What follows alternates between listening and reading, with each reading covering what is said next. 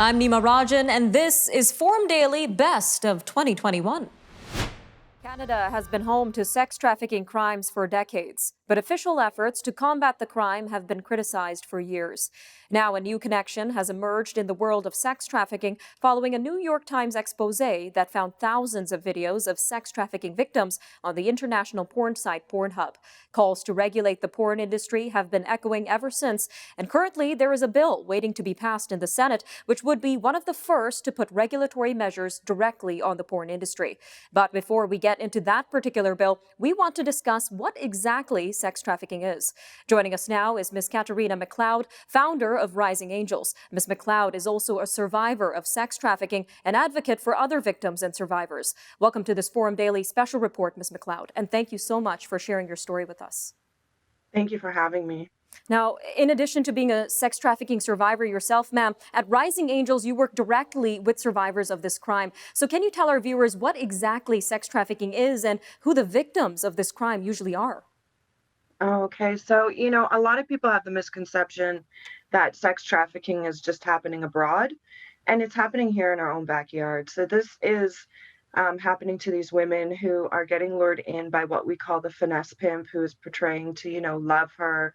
He becomes, her Romeo. He's going to save her. He's going to give her the life, and he manipulates her into this, and he ends up sex trafficking her and moving her all across Ontario from hotel to hotel, making herself for him.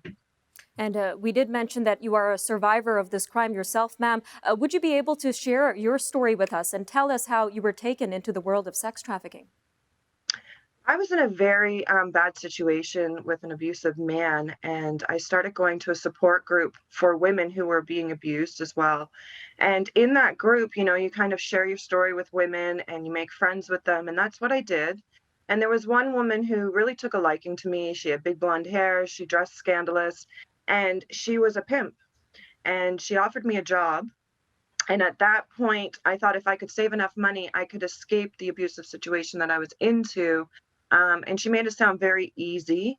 So that's how I ended up getting lured in. And then I spent the next 15 years, working in strip joints, out of my car, out of hotels, and being pimped out by other pimps along the way.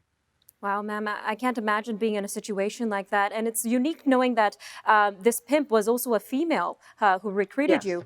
So how did you eventually escape your situation?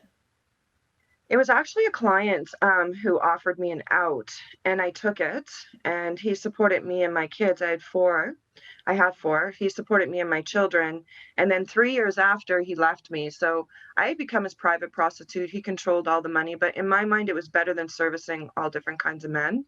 And it was actually my eldest daughter's youth group leaders who ended up coming alongside of me and helping me get on my feet financially, physically, emotionally. And they became my mentors. And that's how I ended up where I am today.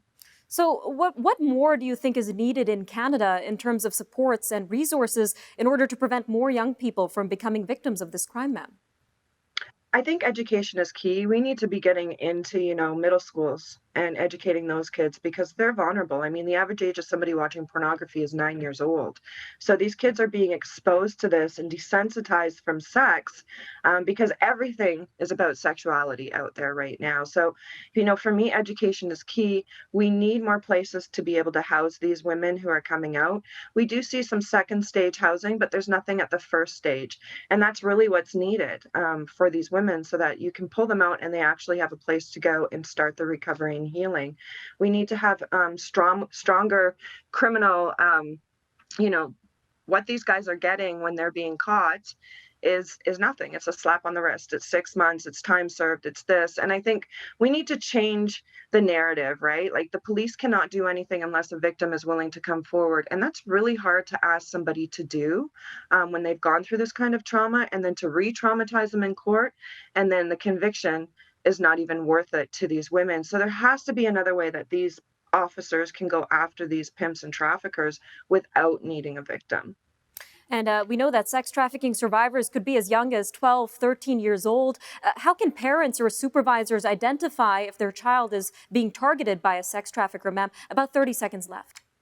I think it's just, being aware of who your kids are talking to online, having their passwords. There's a lot of, different things that are happening online where parents aren't being aware of who their kids are talking to, who their friend list is, and knowing that and watching the signs. If you start seeing your child who is being really secretive, meeting somebody and not telling you who it is, they're picking them up down the street, you see their demeanor changing, they're coming home with money or gifts that they couldn't even afford.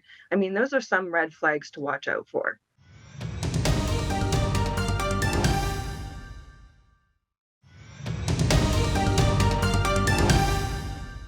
The pandemic's effects on everyday life can be seen quite clearly when you look at all the mask wearing and social distancing in public places. But what about the effects that you can't see? This question has been nagging researchers in some of the most well-known mental health organizations in Canada, from CMHA and CAMH to Morneau Chapelle and Leger. And what was found was expected. The pandemic has caused a spike in mental health concerns among Canadians of all ages. So today on Bell Let's Talk Day, we will discuss what supports are available and what else needs to be added to our national mental health care system. You can also participate today by using the hashtag Bell Let's Talk in every text, phone call, tweet, or TikTok video, and Bell Canada will donate 5 cents for every post. All right, well, joining me now is Dr. Kati Kamkar, clinical psychologist at the Center for Addiction and Mental Health. Welcome to the show, Doctor. Thank you very much for having me. Now, let's start by highlighting some of the ways this pandemic has affected the mental health of Canadians. Such an important topic, definitely. We do know that the mental health needs of Canadians have been on the rise. And we have very helpful surveys and data available. And we do know we need to engage in constant and continuous data and research to be able to inform organizational strategic priorities, the health system protocols, and the government policy, and to be able to maximize all the resources and support and the needs of Canadians. We do know from all these surveys that have been gathered from CAMH in partnership with Delvinia from, let's say, May to December 2020, we know, for example, that women, younger adults, and parents have been disproportionately impacted by the pandemic. Certainly, we know younger adults, especially 18 to 39, or over 24% of respondents do report moderate to severe anxiety levels. We know that also depression as well as loneliness have been present throughout as well. Respondents with younger children, so children below the age of 18, also report higher levels of anxiety than respondents who do not have children within the age group.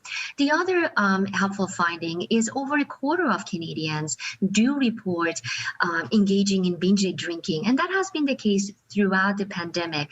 So when we look at, again, the increase in terms of depression, anxiety, the binge drinking, loneliness, certainly the mental health needs of Canadians have been on the rise. Some very somber information there, Doctor. Now, looking back at previous disruptive events or crises like the 2008 financial crisis or the Fort McMurray fires in 2016, what are the long-term mental health effects following events such as this? Thank you for that important question. We do know, let's say this winter, we do know the depression will likely be very high. And that's really because of the already unprecedented increase in depression as a result of the pandemic. In terms of the long-term impact, this is unknown at this time. And that is why we need to engage in continuous research. And certainly CAMH has the plan to engage in future research, as I had mentioned, for us to have a better understanding of what are the needs of Canadians. And we always encourage Canadians to seek mental health support because it is effective. And what supports are already available for Canadians that are looking to improve their mental health at this time, Doctor? And more importantly, are they free? We've got about a minute and a half left, ma'am. Yes, thank you. I think that it's always great to look at great resources and education and self-help guides that are right now available. There is camh.ca/COVID-19 website. Great materials, educational tools. There is also Access CAMH that is available as well, where people can call. People can always visit their general practitioner, the family physician, for support that demands self-referrals, but a lot of other resources and departments as well, where it can also be self-referral as well. All right, ma'am, we've got about over a minute left, but something that comes up a lot here on Forum Daily when we discuss the issue of mental health is the need for a national universal healthcare plan in Canada. So my question is that a realistic goal? And if it is, what would that look like? About 45 seconds left, ma'am.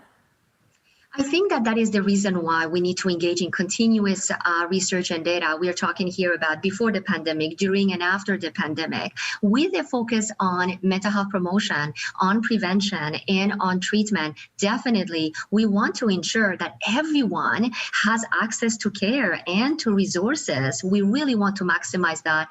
One thing that was available prior to the pandemic, but it has increased by over 3,000%, some of the data has indicated, is the virtual therapy, the video therapy, the telemedicine that really makes it accessible to everyone. No concern about the commute or, let's say, costs related to the commute, and it makes it more accessible as well.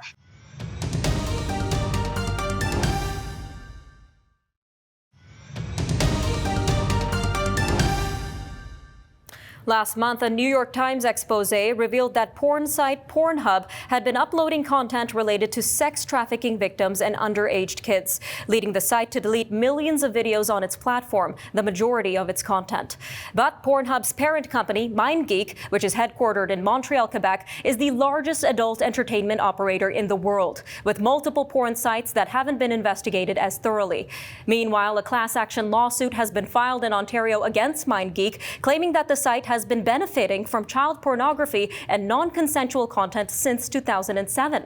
Independent Senator for Quebec, Ms. Julie Miville-Duchesne, introduced a bill earlier last year that would make it a criminal offense to not verify the age of users before they enter an adult site, called Bill S-203. Senator Miville-Duchesne joins us now on Forum Daily. Ma'am, welcome to the show.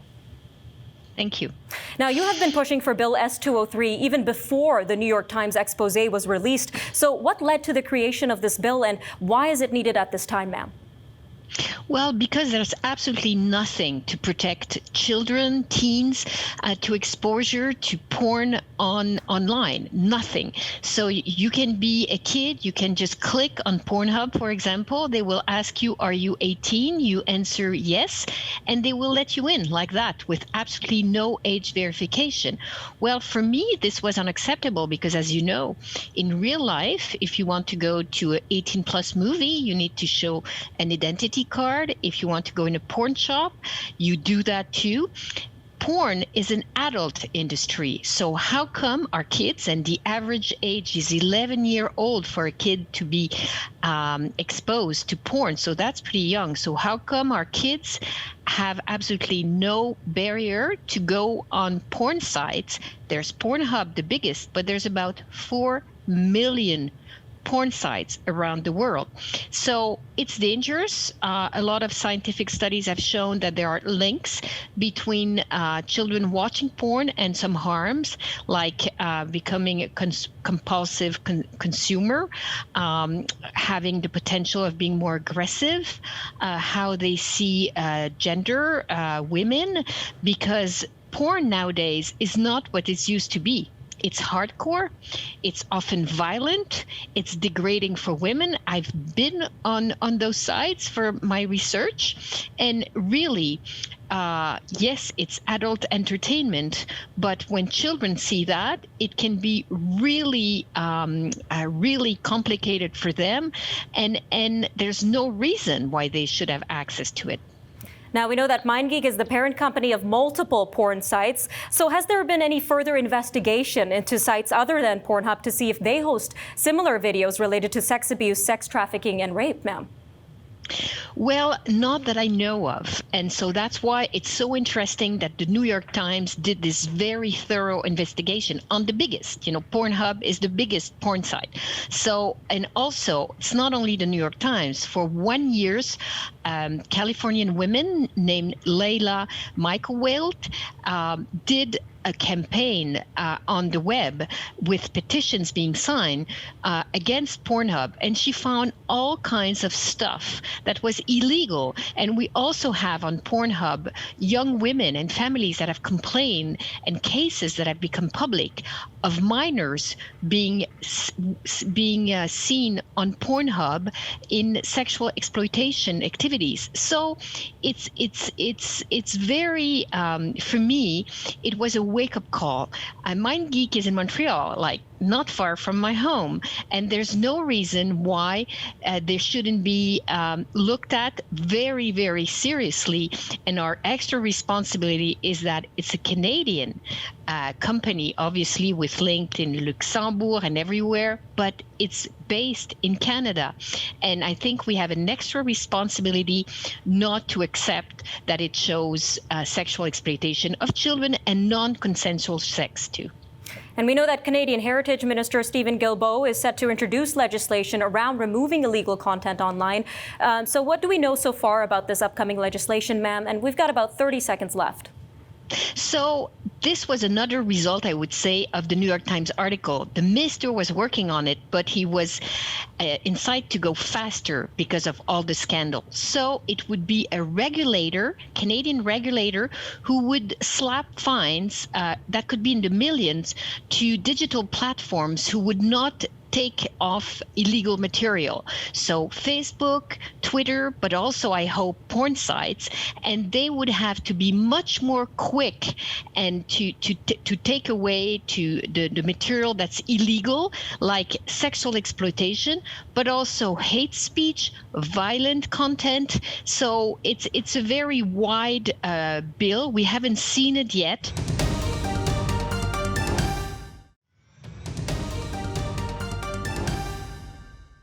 A group of Afghan women demanding equal rights from their country's new rulers say they were pepper sprayed and shot with stun guns by the Taliban. The women's march on Saturday, the second in as many days in Kabul, began peacefully. However, the rally was broken up after the Taliban fighters began firing their weapons in the air, scattering the group. One demonstrator says she was there to be the voice of those unable or too frightened of the Taliban to leave their homes, go to school, or live their lives. The Taliban have promised an inclusive government and a moderate form of Islamic rule. But many Afghans, especially women, fear losing the rights they gained over the last 2 decades. Well, joining us now to give us a perspective of the challenges that women in Afghanistan currently face is Ms. Anita Bhatia, Deputy Executive Director of UN Women. Ma'am, welcome back to Forum Daily. It's a pleasure to be with you. Now, let's start with this, ma'am. What do we know so far about the women's rights rally in Kabul and how all of that played out? Well, what we know is that a bunch of incredibly brave women, and I do want to give a shout out to them, gathered to protest for their human rights, which are the rights to be represented, to live a life free of fear, to want to seek inclusion in the new government. And they were dispersed through acts of intimidation and violence. That's what we know. And we are very, very upset about this. And we want the Taliban to walk the talk on protecting women's rights.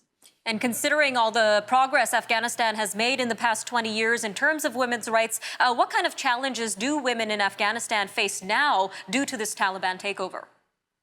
Well, very fundamental challenges. First of all, a number of women are living in fear of their lives. So we are talking about the right to live a life without fear. We're also looking at a rolling back of all of the gains of the last 2 decades, which means the right to education, to send girls to school, for women to participate fully in public life, to be in media, in parliament, in business, in education. We're facing a situation where all of these rights may be swept away. And we know the Taliban has promised an inclusive government with more rights for women, including women in government roles. We know that the Taliban announced its cabinet today. So what is your response to this promise that they made previously? Well, there's a very big gap between the talking and the walking. The cabinet that has just been announced does not include any women. And this is something that we are taking issue with. We will issue a public statement which lays out UN Women's position on this. And we are really dismayed and very much regret the lack of an inclusive government as it has been done so far. And we've also learned that the women's ministry, there's a ministry in Afghanistan currently which is in charge of women's affairs, that this ministry will be dismantled. We don't have full confirmation of this yet, but early reports suggest that the attention to women's rights, which the Taliban had promised, is not actually being followed through. All right, ma'am, just about 2 minutes left here, but we know UN Women is on the ground in Afghanistan. Would you be able to speak towards how the women in the country are responding to the overall Taliban takeover? Look, women are scared. I mean, fundamentally, this is the issue, that women are in fear of their lives and they are in fear of losing fundamental freedoms that they have gained over the last 20 years. So, we are on the ground and we committed to staying because the Secretary General of the United Nations, Antonio Guterres, had said, we will stay and deliver for the people of Afghanistan. And we're committed to doing that. And from the women's rights groups on the ground, I can tell you that what we are hearing is that women are in fear of their lives, and also fear losing fundamental freedoms, which is why the world cannot forget about Afghanistan. All right, ma'am, just about a minute left, but what work is UN Women currently doing on the ground in Afghanistan?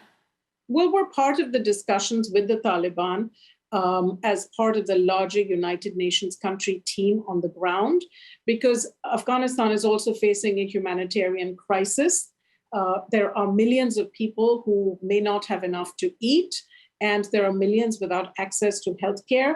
So as part of our discussions with the Taliban to ensure that there's humanitarian access, we also are pushing for a continued focus on women's rights and women's freedoms. All right, ma'am, just about 30 seconds left, but really quickly, how can our Canadian viewers help in this situation? Don't forget about Afghanistan. The news cycle moves quickly. People will forget this happened. And I urge all your viewers to keep the focus on Afghanistan and Afghani women. Contribute by donating to UNHCR, to the World Food Programme, and to UN Women. All right, Ms. Bhatia, always great having you on Forum Daily. Thank you again for joining us today. Thanks for joining us. Take care, Canada.